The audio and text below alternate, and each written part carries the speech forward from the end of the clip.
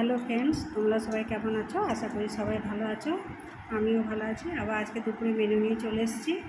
আজকে দুপুরে মেনুতে আমি বানিয়েছি ভাত, পটল ভাজা, কুঁদরি ভাজা, মাছ দিয়ে আলু দিয়ে মাছের কালিয়া, আর মাছ দিয়ে আলু দিয়ে টক। এই হচ্ছে আজকে আমাদের দুপুরে মেনু।